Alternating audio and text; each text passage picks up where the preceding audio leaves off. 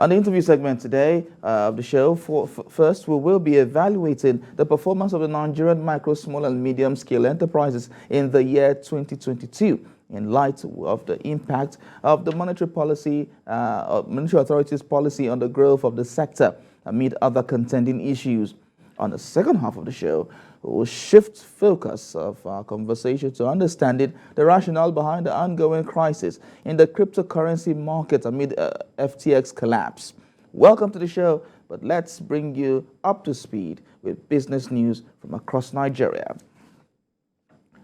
In a bid to stabilize the value of the Naira, the Central Bank of Nigeria injected a total of $11.24 billion into the economy from January 2022 to July. The CBN, in its monthly economic reports on foreign exchange market developments, disclosed that $7.6 billion was used to stabilize the Naira in the first 5 months of the year.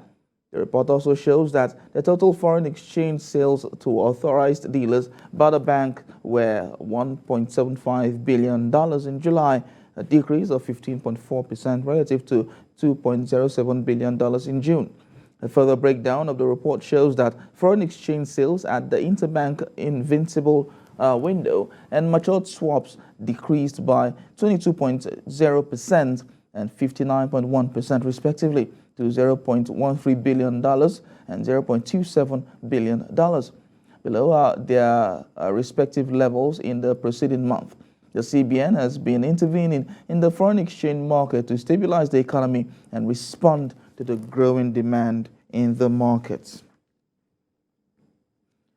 For the first time in weeks since the scarcity of premium motor spirit, popularly called petrol, began, the federal government opened up and declared that there is no plan to increase the pump price of petrol, at least during the Yuletide season, adding that there are enough fuel supply stock that could last the country for 34 days. The reaction of the government is coming on the heels of worsening and persistent fuel scarcity, which has spread further across the country as the cost of the commodity rose to as high as 285 naira per litre in some fuel stations in Abuja. The government, through its Nigerian Midstream and Downstream Regulatory Authority, did not state any approved pump price for petrol. Neither did it condemn the hike in PMS price by marketers nationwide. However, oil marketers stated that the black market cost of petrol in Lagos has risen to about 450 naira per litre, while it's sold for more than that price in some other states.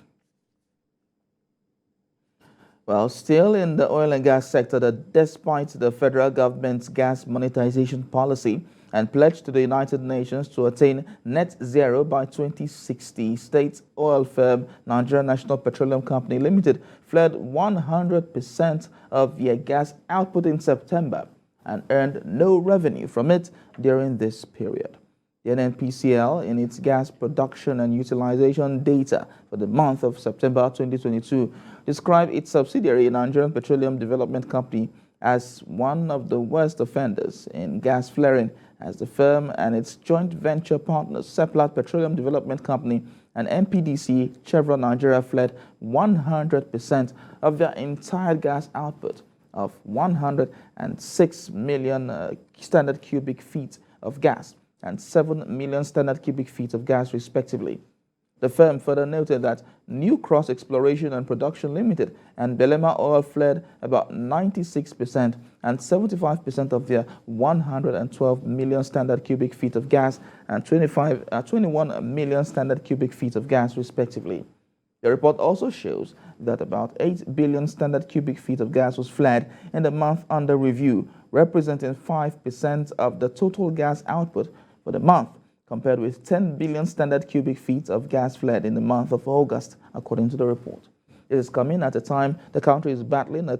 cash crunch due to a drop in its oil revenue on the back of a significant decline in oil production, which dipped to below 1 million barrels per day, the lowest in 32 years.